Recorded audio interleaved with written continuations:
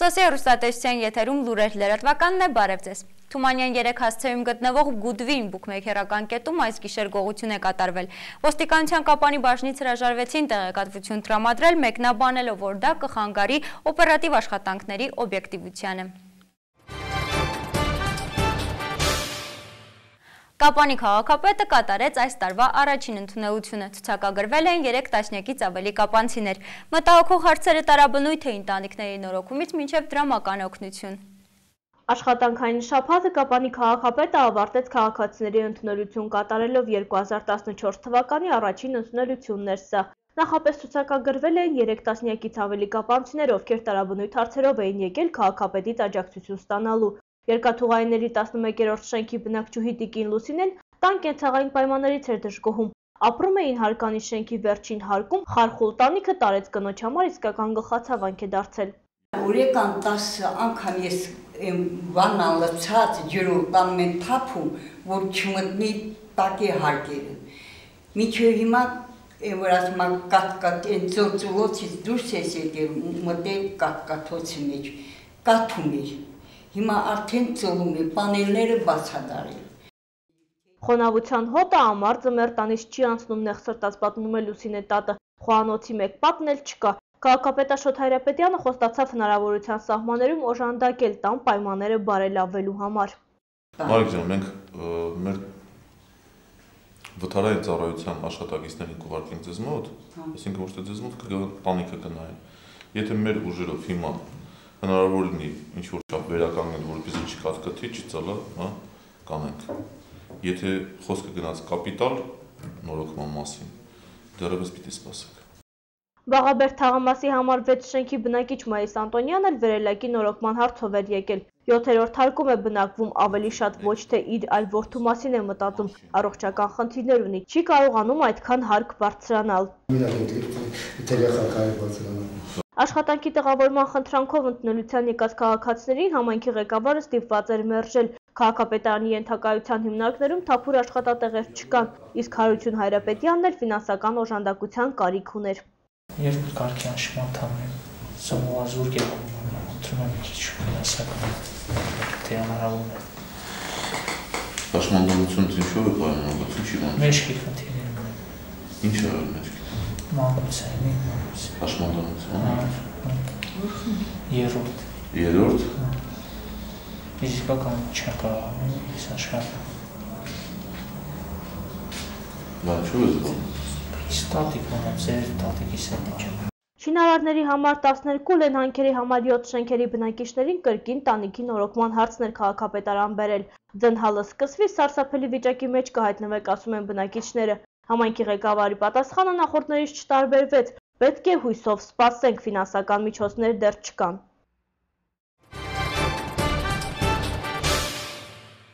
Մարզի փրկարարական վարչության աշխատակիցները հերթական ուսումնավարժանքին են մասնակցում այս անգամ Կապանի օդանավակայանի տարածքում։ Նպատակն է ստեղծել ժամանակակից տեխնիկային տիրապետող թիմ։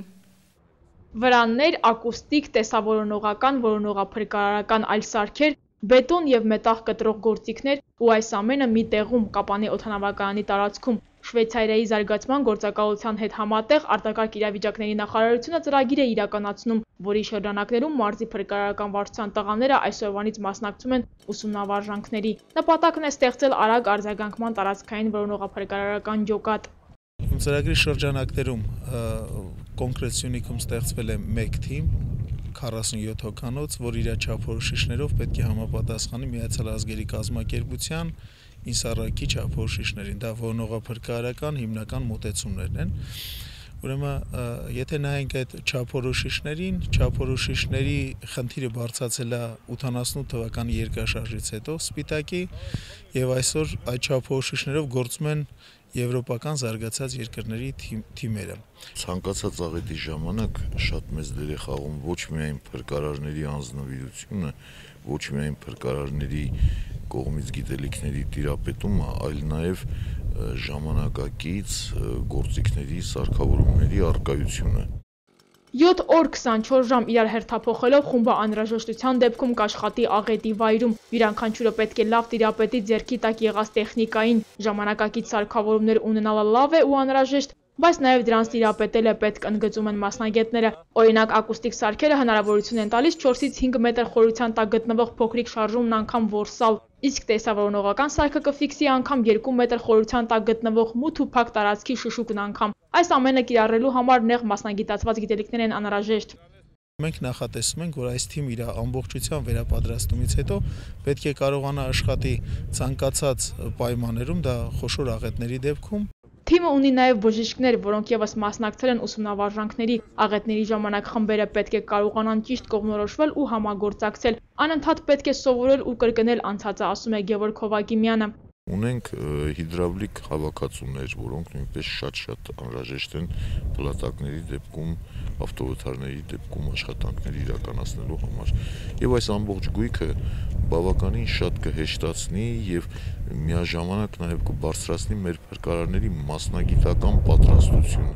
Նման թիմեր Հայաստանում 3-ն են՝ Սյունիքում, Շիրակում, Երևանում, սակայն ծրագրվում է դրանք ստեղծել ամեն մի մարզում։ Ամսվա կեսերին մարզկենտրոն կժամանեն շվեյցարացիները եւ կրկին ուսումնավարժան կանցկացնեն։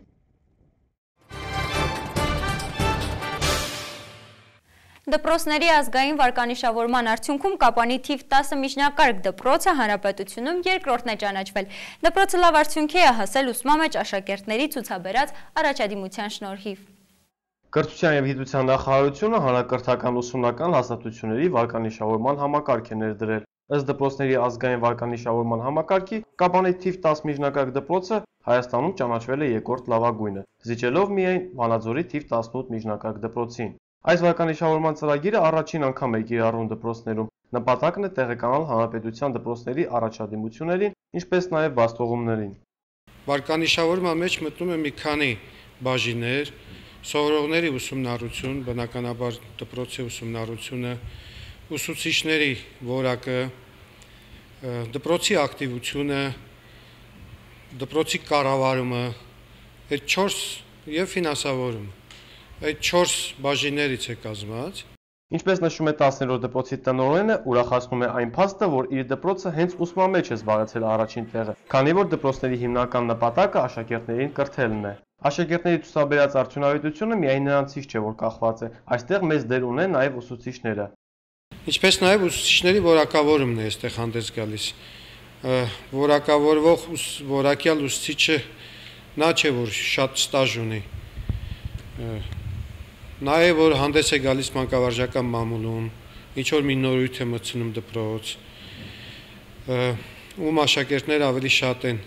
բու ընդունվում, օլիմպիադայում մրցանակներ ստանում, ում որակավորումն է ավելի բարձր։ Արթուր Հակոբյանը հուսով է, որ իր դպրոցը կպահպանի երկրորդ տեղը, ինչու չէ նաև ձգտելու է զբաղեցնել առաջին հորիզոնականը հանրապետությունում։ Կրթօջախը կարող է ավելի լավ արդյունքներ ցույց տալ, սակայն առկա են մի շարք խնդիրներ։ Հաջողությունների հասնելու համար անհրաժեշտ է նաև ունենալ բարենպաստ պայմաններ։ Տեսնում եք, մեր դպրոցի գույքը լրիվ նոր է, մենք ձեռք ենք բերել, համակարգիչները լրիվ նոր են, աշխատում են, մենք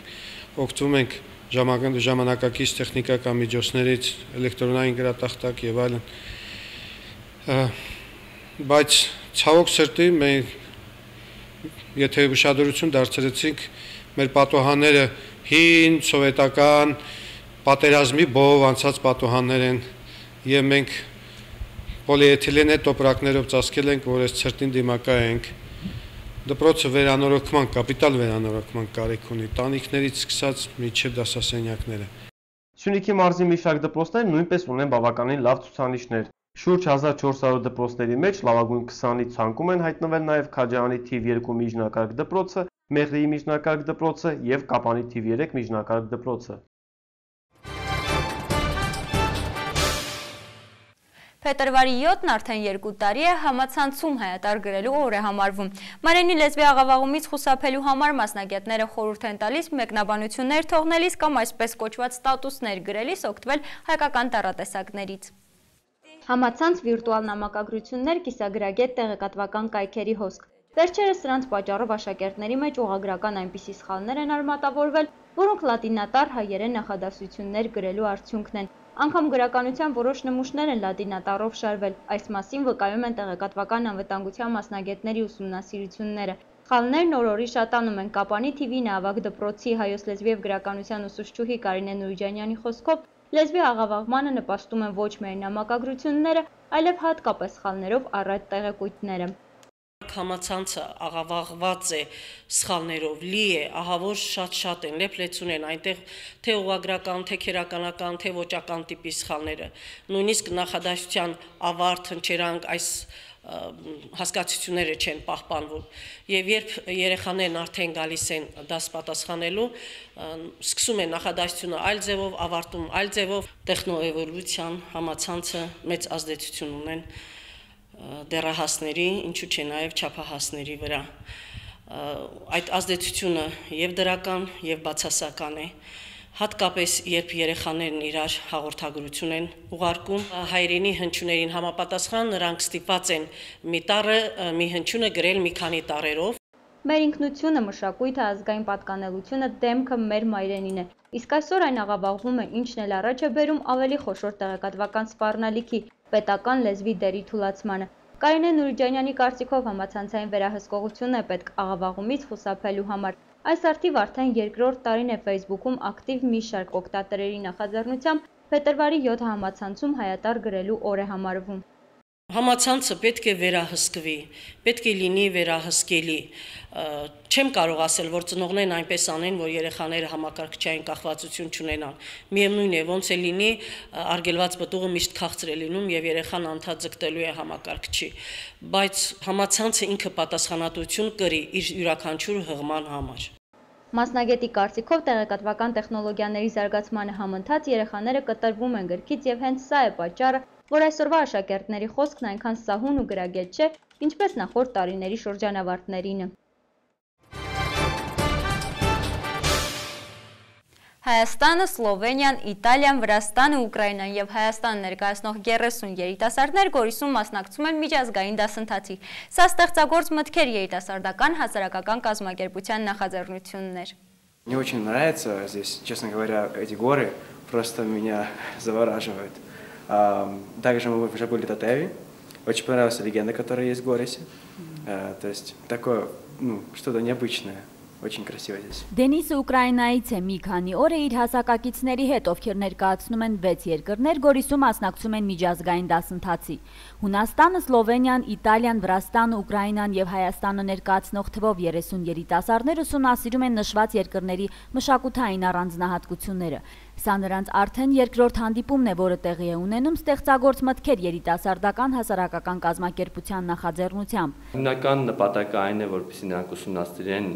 մշակութային տարբերությունները եւ կարողանան հասկանալ, որ մշակույթները լինում են տարբեր եւ տարբեր մշակույթներում պետք է ընդունել այն տարբերությունները, որոնք կտեսնեն տարբեր երկրներում ու տարբեր ժողովուրդների մեջ։ Արդեն մի քանի օր է երիտասարդները նախապես մշակված ծրագրի շրջանակներում ստանում են ոչ ֆորմալ կրթություն, հանդես գալիս թիմային աշխատանքով, հետաքրքիր նախաձեռնություններով։ Մշակել ենք հատուկ սեսիաներ, հատուկ միջոցառումներ, որոնց միջոցով մենք ցույց ենք ուզում տալ, ուզում ենք ուղղակի մարդկանց մեջ արթնացնել այն զգացումը,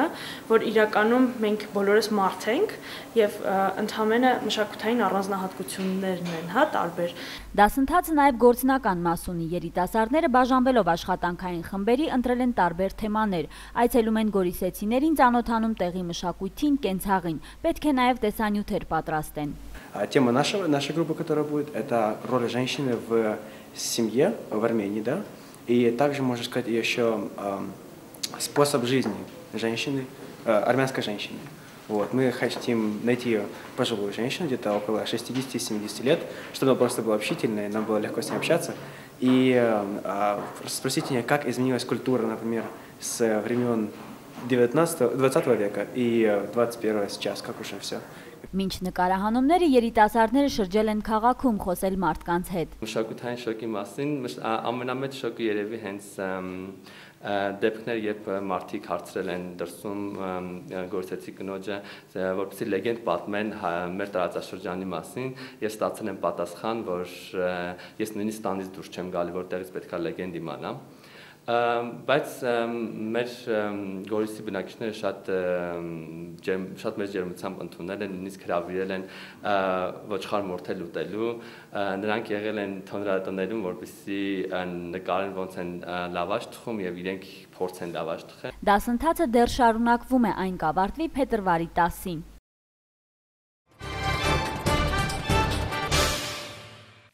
Սոսի հեռուստատեսության եթերում լուրեր լրատվականներ, մինչ նոր հանդիպում։